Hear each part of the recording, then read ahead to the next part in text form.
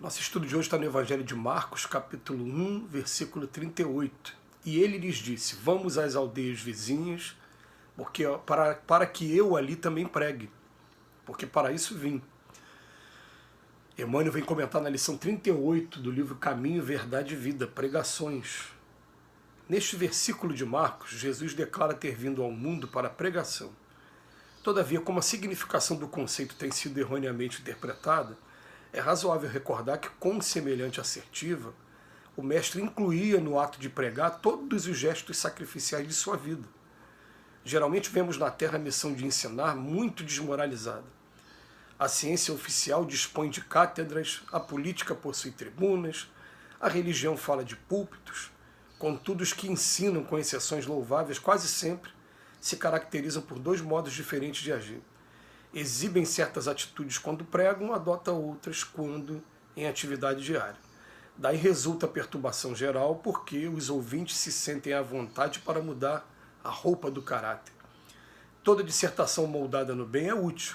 Jesus veio ao mundo para isso, pregou a verdade em todos os lugares, fez discursos de renovação, comentou a necessidade do amor para a solução dos nossos problemas. No entanto, misturou palavras e testemunhos vivos desde a primeira manifestação de seu apostolado sublime até a cruz. Por pregação, portanto, o mestre entendia igualmente os sacrifícios da vida. Enviando-nos divino ensinamento nesse sentido, conta-nos o Evangelho que o mestre vestiu uma túnica sem costura na hora suprema do Calvário. Me lembro de uma vez, não me lembro em que circunstância, mas de um conto, em que os discípulos falando assim, vamos até ali pregar o Evangelho. Se for necessário, façamos uso da palavra. E aquilo me colocou para pensar, porque o ensinamento que está por trás disso é profundo, né? Só se precisar, façamos uso da palavra. Se prega muito mais o Evangelho através dos nossos exemplos, do nosso comportamento. Mas a gente faz algumas observações com relação a essa lição de hoje. O Emmanuel ele faz questão de dizer o seguinte, ele fala que contudo os que ensinam, com exceções louváveis, ele está querendo dizer o seguinte, que a grande regra é que os que ensinam aqui sempre se caracterizam por dois modos diferentes. Exigem uma atitude quando pregam, mas depois fazem outra coisa. Por que ele está falando isso? Ele está falando de exceções louváveis. Porque a Terra não é um lugar de perfeição, e nós que estamos aqui não somos espíritos perfeitos. E ainda mais, nem vamos sair daqui perfeitos. A gente tem que buscar entender o que a vida tem para ensinar a gente e buscar obter êxito nas provas que a gente está passando. Mas perfeição é coisa lá para frente ainda. Então é natural que todos nós, quando a gente começa a descobrir o estudo do Evangelho, a gente sinta essa vontade também de propagar essas informações, e o Emmanuel vem trabalhar como aquela pessoa que vem nos estimular falando, a partir do momento que você assumiu esse compromisso, você está sentindo seu coração bater para isso, você vai ter que ter um cuidado muito maior com as suas atitudes, porque o que acontece, a gente fala uma coisa e daqui a pouco faz outra, das duas uma. Ou você vai fazer com que quem está te ouvindo se decepcione muito e se afaste, ou o pior, você vai fazer com que aquela pessoa que está te ouvindo comece a achar que é natural o teu comportamento e também adote aquele comportamento, já que você está na posição de quem está estudando, de quem está procurando, né, a intuição dos bons espíritos e está trazendo essas informações, ele vai começar a achar que essa conduta sua está certa. Então, não é para a gente pegar essa lição de hoje e falar assim, então eu não estou preparado para esse tipo de coisa. Já aconteceu até comigo, sim. Já aconteceu comigo de uma determinada atividade específica na minha casa espírita.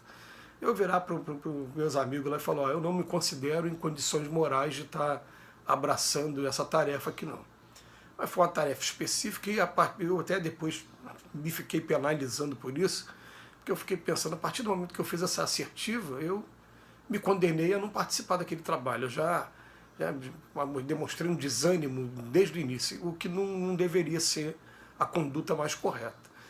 Mas a gente, a partir de agora, começar a pensar assim, né? O Emmanuel traz a informação mais poderosa na minha vida, né? Em uma das lições, quando ele fala assim, jamais nos escoremos em nossa imperfeição para fugir do trabalho que a gente tem para fazer. Essa coisa de dizer, ah, eu não sou perfeito para fazer. Não, a gente tem que começar a fazer. Quando a gente começa a fazer, a gente vai começar a agradecer a Deus e até pedir para Ele que com muito mais frequência a gente tenha acesso a textos como esse, que vem chamar a atenção para a gente de que pregar não é apenas utilizar a palavra. Pregar é realmente você estar a cada dia sendo testado e, mesmo que esteja tendo alguns escorregões ali, outros ali, você está reconhecendo. Uma vez eu cheguei perto de um grande amigo, falei, meu Deus, eu errei de novo. Ele falou, que bom que você está reconhecendo, que até um tempo atrás você errava e nem reconhecia, continuava fazendo, agora não, já está te incomodando o erro. Então já é um processo que já iniciou, já está no meio do caminho. Daqui a pouco ele vai parar de te incomodar, porque você vai parar de errar mesmo. E erra naquele ponto, mas tem outros pontos para acertar. Quem está aqui nessa vida, nesse mundo, não chegou aqui perfeito também, não vai sair daqui na perfeição. Vamos colocar isso na cabeça. Então ele vem falar para a gente, ó, toda dissertação moldada no bem é útil. Claro que é útil. E muitas das vezes nós somos utilizados como instrumentos para isso. Então é mais natural, por exemplo, vou fazer uma palestra num determinado lugar.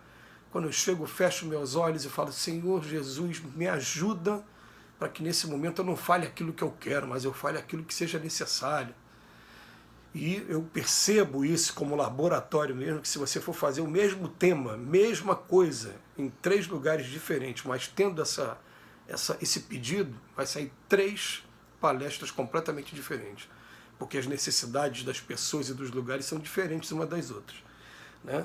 E aí daqui a pouco chega a pessoa falando para a gente assim, poxa, mas o que você falou, eu estava precisando muito ouvir aquilo. Então a dissertação moldada no bem, ela é útil. Ele fez discursos, Jesus pregou a verdade em todos os lugares, tudo bem. Né? Mas no entanto ele misturou palavras e testemunhos vivos. Então o que acontece? A gente tem que lembrar também, eu lembro isso a vocês, que quando a gente fala, esse ouvido é o que está mais perto da boca, é o primeiro que está aprendendo. Isso aí, a gente já ouve vários palestrantes falar sobre isso. É o primeiro, é o que está mais perto aqui. E muitas das vezes, os espíritos vão utilizar a nossa própria oratória para dar aquele puxão de orelha na gente mesmo.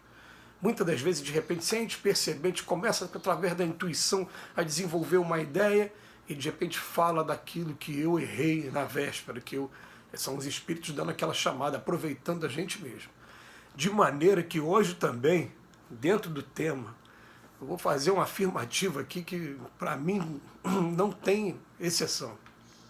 Uma vez eu ouvi uma amiga falar assim, não me chama para falar de determinado tema não, porque eu não estou preparado para falar sobre esse tema. Eu falei para ela, vem cá, você só vai falar sobre o tema que você está preparada? Mas será que o pai não está querendo que você comece a falar sobre esse tema para que você desperte, estude esse tema e daqui a pouco você comece a trazer para a sua vida também? Ele começa a te incomodar até o ponto de te tirar da zona de conforto e botar você para trabalhar também?